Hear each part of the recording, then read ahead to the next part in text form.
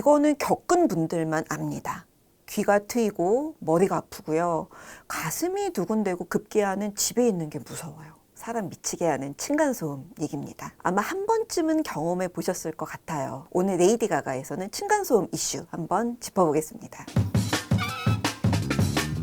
층간소음이 이제는 심각한 사회 문제가 됐죠. 이 스트레스 때문에 막 칼부림 사건 막 발생합니다. 며칠 전에 정부가 층간소음 대책을 내놨어요. 사실 진작에 내놨어야 했는데 그래도 어떻게 뭘 바꾸겠다는 건지 쉽게 설명을 해드리겠습니다. 이제부터는 신축 아파트를 지을 때 층간소음 기준을 안 지키면 시공업체가 보완공사를 해야 돼요. 그러니까 층간소음의 최저 기준이 49데시벨 이하거든요. 근데 만약에 보완공사를 안 하면 지자체에서 준공승인을 아예 안 해줍니다. 이 말은 즉 입주를 못 한다는 거죠. 건설사에서 우리한테 입주 지연 보상금이랑 금융비용 줘야 됩니다. 요약하자면 신축의 층간소음 규제 강화하겠다는 거예요. 또 2025년부터는 LH가 공급하는 모든 아파트의 1등급, 그러니까 37데시벨 이하의 층간소음 기준을 적용하게 돼요. 층간소음은 바닥이 되게 중요하잖아요. 바닥의 슬래브 두께를 지금 최소 기준이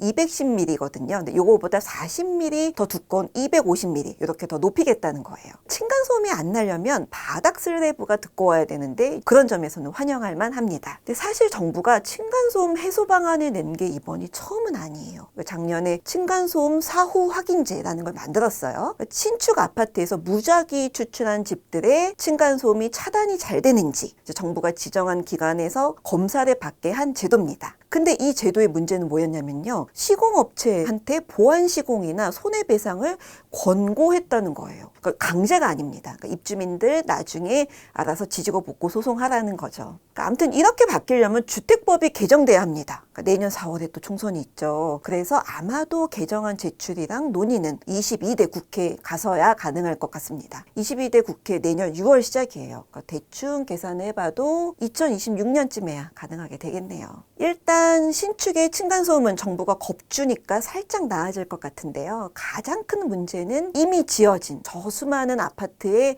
층간소음입니다. 사실 국토부가 예전에 기존 아파트에 대한 층간소음 대책을 내놓긴 했어요. 기축 아파트에 소음 줄이는 매트를 시공하면 그 비용을 이자를 낮게 쳐서 최대 300만 원까지 빌려주겠다고 했습니다. 근데 이 얘기는 즉 결국에 니들 돈 내서 매트 사라는 거죠. 올해 지원받은 가구가 얼마나 될 것 같으세요? 고작 21가구입니다. 도움이 전혀 안 되는 대책이었죠. 그래서 여기저기서 욕먹으니까 이번에 살짝 바꿨는데요. 2025년부터는 자녀가 있는 저소득층 가구한테 매트 설치 비용 대주겠다고 합니다. 중요한 거 모든 가구 아니라는 거예요. 근데 사실 이미 지어진 아파트의 층간소음 문제는 속 시원한 해결책이 딱히 없습니다. 집을 다시 뜯어고치는 것도 쉽지가 않죠. 제가 전문가들한테 이제 전화 돌려보니까 이웃이랑 좋게 잘 얘기해서 해결하면 좋지 않을까요? 하는데 뭐 공자님 말씀이죠. 가장 효과가 있는 거는 층간소음을 내는 집에서 바닥에 매트를 깔고 조심하는 겁니다. 참고 삼아서 말씀을 드리자면 소음이 확 감소하는 거는 3.5cm 이상 되는 두꺼운 폴더 매트예요. 그러니까 마트나 인터넷에서 파는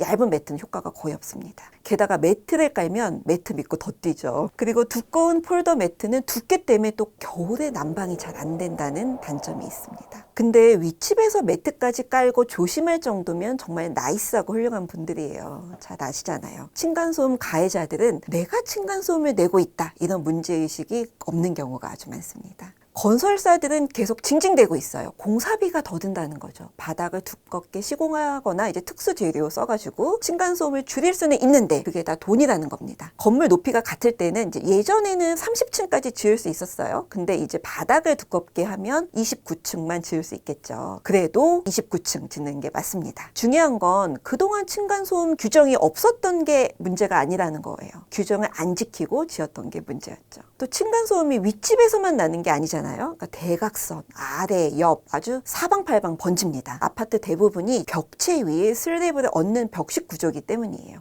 각 집들이 벽을 통해서 다 연결이 돼 있어서 나만 고통받는 게 아니라 주변 모두가 다 함께 힘든 거죠. 그래서 층간소음인지 층간소음인지 소음을 측정하는 방법도 현실에 반영해서 좀 바뀌어야 합니다. 요거는 시민단체들이 강하게 주장하고 있는 내용이에요. 층간소음의 가장 깔끔한 해결책은 이사라는 우스갯소리가 있습니다. 지난번 레이디 가가 하자편에서도 말씀을 드렸지만 결국에 또 힘든 거는 입주민들이네요. 층간소음 복수 방법, 뭐 층간소음 참교육 이런 거 이제 그만 좀 검색하게 됐으면 좋겠습니다. 내 집인데 스트레스 안 받고 마음 편히 살아야지 않겠어요? 잘 좀 합시다들. 오늘 레이디 가가는 여기까지 하겠습니다.